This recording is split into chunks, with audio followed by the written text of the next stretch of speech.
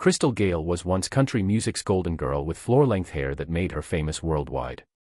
She sold 40 million records and conquered both country and pop charts. But in 2022, something happened that shocked her fans. Over 50,000 people signed petitions begging her not to do it. She had announced plans that would destroy her most iconic feature forever. When recent photos surfaced showing her dramatic transformation, people couldn't believe their eyes. At 74, Crystal looks completely different. What she did to herself will leave you speechless. Crystal Gayle came into the world as Brenda Gayle Webb on January 9, 1951, in Paintsville, Kentucky. She was the youngest of 8 children in a house where money was scarce, and worry seemed to follow every step. Her father, Melvin Webb, spent long hours working in the coal mines, a backbreaking job that left him with black lung disease by the time Brenda was just a toddler. Winter brought little comfort, the family surviving on simple meals and the small warmth of their modest cabin. Life felt heavy from the beginning, and the young girl quickly understood the fragility of happiness. By the time she was 4, her father's health forced an impossible decision. Paintsville, with fewer than 3,500 residents, offered limited medical options. In 1955, the Webbs packed what little they could carry and moved to Wabash, Indiana, hoping its hospitals could give Melvin Webb a fighting chance. Though the town was larger, with nearly 10,000 people, the change brought little comfort. The family settled in a small community primarily for retired miners, living frugally and carefully watching every penny. Clara, Crystal's mother, took on jobs wherever she could, starting in restaurants and later working as a nurse's aide. Life felt foreign. The mountains were gone, neighbors spoke differently, and even the rhythm of daily life felt wrong. Despite being only 4 years old, Crystal felt the tension and fear in her home. Then, in 1959, tragedy struck. Her father passed away on February 22, at just 48 years old. Crystal was only 8. His death shattered the household. Clara became a single mother, raising 8 children alone, often working 2 jobs just to put food on the table. Crystal carried her grief quietly, developing nervous habits from stress, habits that strict doctors forced her to break. In those early years, she learned what discipline and willpower could accomplish. Those experiences shaped her, teaching her to carry loss without outward display, to mature faster than her years demanded. Music gradually became her refuge. By 1965, at just 14, Crystal joined her brother Melvin's band, the Webbs, singing backup during school vacations and following them on trips to Nashville. Stepping into the bright, bustling world of music was daunting. She performed in cramped back rooms, always in the shadow of her famous sister, Loretta Lynn. Comparisons followed her everywhere, and each one cut deeper than the last. Yet, the stage pulled her forward, shaping her confidence and voice. By 1969, she graduated high school and faced a crossroads: college or music. Fate intervened when Loretta's husband, Diddle Lynn, offered her a spot as an opening act on tour. Life on the road was exhausting: long drives, small pay, constant pressure, but every show nudged her closer to her own identity. That same year, she adopted her stage name. Decca Records already had Brenda Lee, so Brenda became Crystal Gayle, inspired by a sign for Crystal Hamburger and her middle name. At 18, she stepped into the music world officially, releasing her first single, "I've Cried the Blues Right Out of My Eyes," in August 1970. The song reached number 23 on the Billboard Country chart, quietly signaling the start of her journey. Despite early chart success, comparisons to Loretta lingered. Crystal recorded tracks like Wrong Road Again, but critics often dismissed her as Loretta's little sister. Decca Records pressured her to mimic Loretta's style, blocking her attempts to explore pop influences. By 1974, her debut album sold under 100,000 copies, leaving her frustrated. Collaborations with Loretta, like Me and the Song in 1972, only reinforced the shadow. Each release became a struggle to assert her identity while surviving in a system that wanted her confined. Her career almost ended several times during these early years. Singles like Locket Full of Love and Nobody's Child charted modestly but didn't break barriers. Backstage tears and quiet frustrations were common.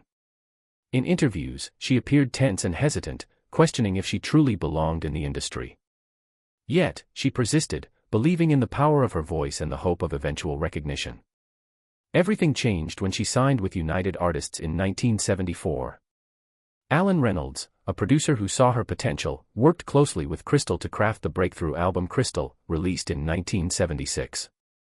The lead single, I'll Get Over You, reached number 1 in April, giving her a new identity separate from Loretta's shadow. Her smooth, jazzy country pop style surprised Nashville and captured audiences nationwide. By year's end, the album sold over 500,000 copies, marking the first time the world truly recognized Crystal Gayle as her own artist. Her momentum accelerated in 1977 with We Must Believe in Magic, featuring 4 top 10 singles. But the crown jewel was Don't It Make My Brown Eyes Blue, released in October. The track dominated country charts for 4 weeks and climbed to number 2 on the Billboard Hot 100, a nearly unprecedented feat for a female country artist. The album became the first by a female country artist to sell over 1 million copies, eventually reaching 2.5 million worldwide by 1978. Criticism followed, particularly from Nashville purists, who saw her crossover success as a threat to traditional country. Some radio stations even banned her songs. Yet, she pressed on, balancing acclaim and backlash. In 1978, Ready for the Times to Get Better hit number 1, and Crystal became the first country artist to headline an HBO concert special. Her floor-length hair became legendary, almost as famous as her voice. Behind the scenes, though, she was exhausted. European tours pushed her limits, vocal strain loomed, and constant attention weighed heavily. Despite the glamour, Crystal knew the cost of fame firsthand. The late 70s and early 80s brought more hits, I Dream, Talking in Your Sleep, and collaborations like You and I with Eddie Rabbitt. Each success was paired with immense pressure, creative disputes, and rumors, some true, many false. Tabloid stories about Crystal's personal life and alleged affairs circulated, challenging her to maintain both privacy and public image. Her relationships, particularly with family and Loretta Lynn, were affected by the speed of her rise. While deeply connected, fame introduced distance and complexity into these bonds. Crystal's career evolved in the 1980s and 1990s with albums like Cage the Songbird, Nobody's Angel, and jazz-infused projects. She experimented with gospel in Someday, and later jazz standards, showing remarkable versatility. Yet, shifts in music trends, from grunge to alternative rock, created obstacles. Tours were complicated by broken buses, financial strain, and label politics. Even after decades in the business, Crystal experienced setbacks that reminded her of the fragile nature of stardom. Despite challenges, Crystal achieved personal milestones. She became a Grand Ole Opry member in 2000, performed with her son Christos on All the Way in 2003, and contributed to benefit tours raising over $1 million for HIV/AIDS causes in 2006. Her openness about surgeries, vocal health, and personal struggles strengthened her bond with fans, highlighting her resilience. Even with a diagnosis of spasmodic dysphonia in later years, she continued to perform at 74, demonstrating the endurance of both her talent and spirit. Her personal life, though quieter, mirrored her public journey. Crystal married Bill Gatsimas in 1971, balancing family with career.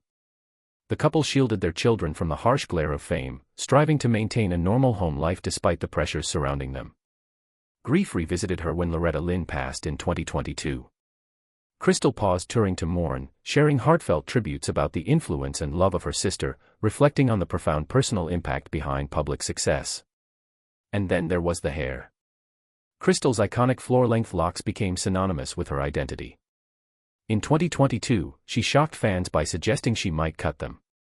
Public reaction was fierce, petitions with over 50,000 signatures pleaded with her to preserve the famous style. Crystal admitted the weight of that expectation but joked about the idea of cutting her hair, describing it as both liberating and daunting, a symbol of the tug-of-war between public image and personal comfort. Now, as she shares fewer public moments, speculation swirls about her next steps. Some believe she may be preparing a final set of recordings. Others think she is stepping back, resting after decades of relentless touring and recording. Whatever comes next, her story remains a testament to perseverance, talent, and reinvention. Crystal Gayle's legacy is layered with triumph and struggle.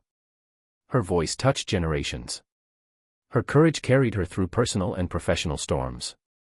She opened doors for female country artists, redefined crossover potential, and remained a quietly resilient presence in a demanding industry.